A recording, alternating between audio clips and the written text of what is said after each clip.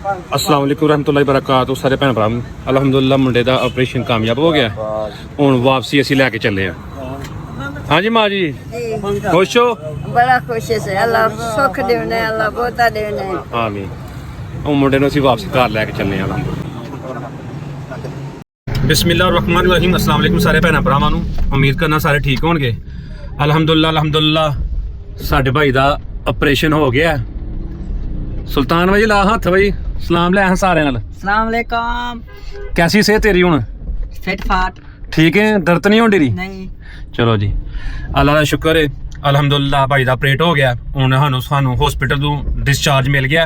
इन्होंने लैके घर जा रहे हैं। दस्से ने जी डॉक्टर साहब ने कोई इंजैक्शन वगैरह ड्रिप्स वगैरह जी लगनियां ने वो लिख के वो लैने नाले फिर जी मेडिसन जरूरी वो लैने माँ ही ने। माँ जी अस्सलाम वालेकुम। वालेकुम सलाम। क्या हाल है? ठीक हो? ठीक ठाक। ठीक हो गया बच्चे का ऑपरेशन?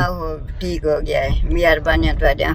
खुश हो? हां बड़े खुश है। तुसीं हुण अपनी दुआवां च याद रखना है ठीक है। जिन्हें जिन्हें इस काम दे विच सानू हेल्प कीता है जिन्हें जिन्हें अल्लाह ताला ने इस काम लई वसीला वसाइल बनाया उन्होंने सारे दी तुहां दुआ करनी। अल्लाह उन्हें कामयाब दे से अल्लाह उन्हें सुख दे से अल्लाह उन्हें बच्चे नु सुख दे से बड़ा बड़ा सुख अल्लाह खैर करेगा इंशाअल्लाह ताला। तुसां बच्चे दा ख्याल करना है ठीक है इंशाअल्लाह ताला। डॉक्टर साहब ने 3 महीने रखे हैं मुझे 3 महीने बाद नॉर्मल जिस इंसान होंदा उस टुरन लग पेगा आस्ता आस्ता लेकिन एहतियात है वे अगेन इंशाअल्लाह ताला 3 महीने तुहाडे नाल पूरा सी तमन करांगे तुहाडा पूरा ख्याल रखांगे इंशाअल्लाह ताला।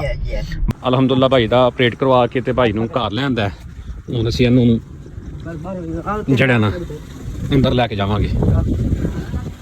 इन्हां दे घर दे हालात तुसीं देखदे हो घर इस तरह ही बारिश भी हल्की हल्की हो रही है।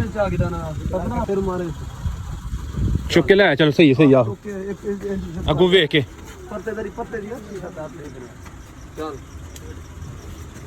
ऐसे बत्ती छत्ती कोई नहीं है हैं? बाहर कोई लाइट नहीं है? चलो अल्लाह खैर करेगा।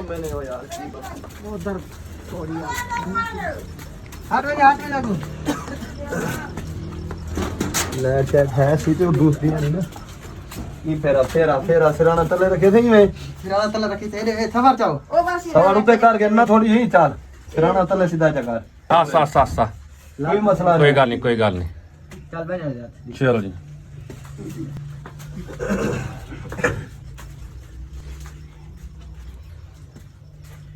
सिराना तले होने की नहीं जरूरत नहीं हो सही है।